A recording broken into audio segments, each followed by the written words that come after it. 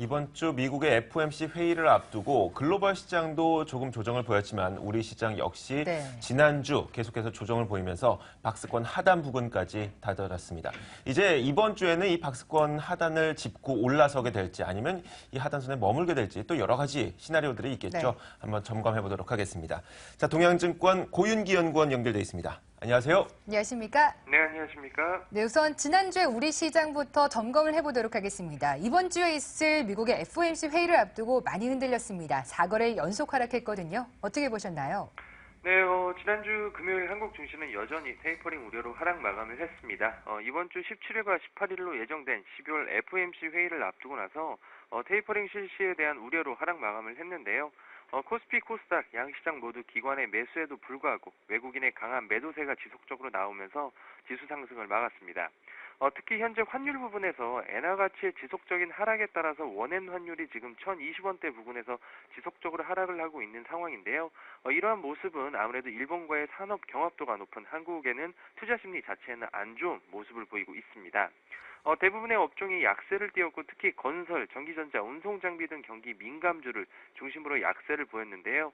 그렇지만 상대적으로 한국가스공사, 한국전력을 비롯한 유틸리티 업종이 상승세를 보였습니다. 그리고 최근에 국회 수직증축 관련 법안 통과로 리모델링 시장의 성장의 수혜를 받고 있는 건자재 업종도 상승 마감했는데 특히나 한샘 같은 경우에는 장중 14% 오르면서 신고가 마감을 했습니다. 코스닥도 코스피와 마찬가지로 외국인의 매도세로 약세를 띄었는데요. 그나마 오전에는 견조한 모습을 보였지만 약세 마감을 했습니다. 코스닥은 정부의 방송산업 발전 종합 계획에 따라 통신 서비스 업종이 강한 상승세를 보였고 레저와 엔터 관련주들이 외국인과 기관의 수급 부진에 따라 하락 마감을 하였습니다. 네, 아무래도 테이퍼링에 대한 우려 때문에 우리 시장에서도 외국인들이 매도세를 네. 크게 보였던 것으로 추정할 수 있을 것 같습니다. 자, 이런 가운데 이번 주 우리 시장은 어떤 식으로 펼쳐지게 될까요? 지금 지난주에 테이퍼링 이슈가 좀 선반영됐다라고 평가할 수가 있겠습니까?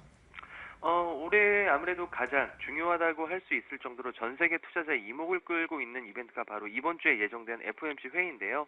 연방공개시장위원회가 이번 주 17일과 18일 1월 예정이 되어 있습니다. 아시다시피 미국의 경제 지표가 좋다 보니까 양적 완화 조기 축소, 즉 테이퍼링을 올해 12월에 할지 혹은 내년으로 미뤄질지 관건이라고 보시면 될 것 같은데요. 정책적인 부분이기 때문에 예측을 하기는 힘들겠지만 현재 그 컨센서스 자체는 12월 발표를 30% 내외로 보고 있습니다. 만약에 이러한 테이퍼링이 실시될 경우에는 불확실성 해소라는 측면에서 단기적인 반등을 꾀할 수 있을 것으로 보고는 있지만은 중장기적으로는 결국 유동성 장세의 마감이란 점에서는 신흥시장인 한국시장에는 좋지 못할 것으로 예상을 하고 있습니다.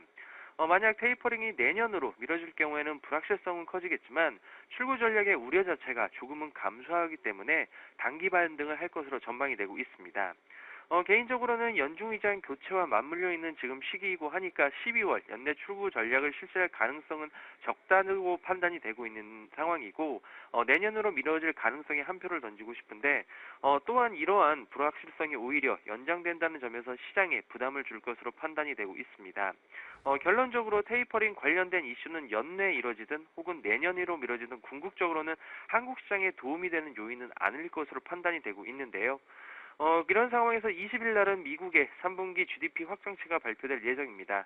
잠정치가 3.6%의 성장률을 보이면서 서프라이즈를 기록을 했는데 결국 미국의 지속적인 경제 성장으로 말미암아서 경제 악화에 대한 우려가 점차 해소되는 부분입니다.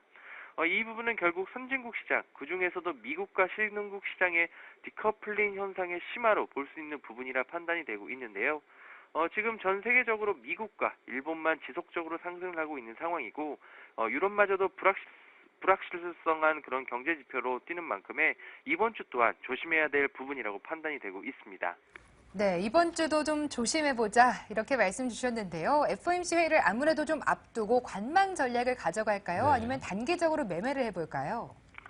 아무래도 이번 주 가장 큰 이벤트가 남아있는 상황이기 때문에 이번 주 또한 눈치 보기 장세가 지속될 것으로 판단이 되고 있습니다.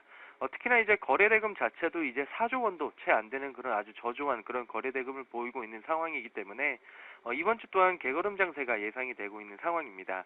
특히나 이제 한국 증시에는 특별한 상승의 모멘텀이 지금 나오고 있지 않은 상황이고 지금 현재 실적 같은 경우에도 지속적으로 지금 좋지 않은 그런 모습이기 때문에 실적이 되지 않는 업종과 종목에는 따라붙을 이유가 없을 것으로 판단이 되고 있습니다.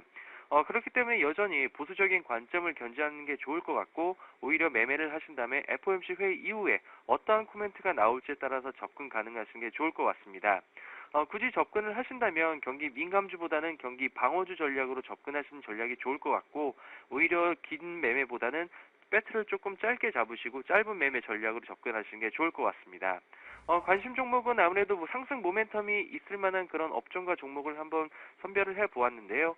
앞서 말씀드린 것처럼 국회 수직증축 관련 법안 통과로 인해 인테리어 성장에 대한 기대감이 불거지고 있는 한샘과 LG 하우시스, KCC 같은 인테리어 관련 종목이 눈에 띄고 있고 여전히 이제 계절적인 이슈와 맞물려서 이제 요금 인상에 따른 어떤 수익성 개선이 기대되는 한국가스공사, 한국전력이 관심이 되고 있습니다.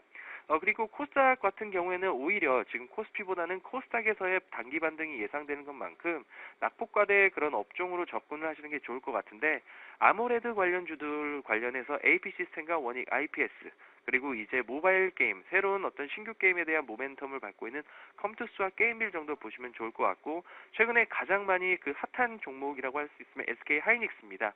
이거와 관련해서 반도체 후공전 업종인 PSK와 테스 정도 보시면은 좋은 수익을 기대할 수 있지 않나 이렇게 좀 조심스럽게 예상해 볼 수 있을 것 같습니다. 네, 테이퍼링이 어느 시점에 실시가 되든 간에 네. 유동성 장세가 마감한다는 측면에서는 우리 시장에 부담이 될 수밖에 없고 게다가 일본 쪽에서는 엔저의 심화로 우리 시장에 부담을 주고 있었습니다.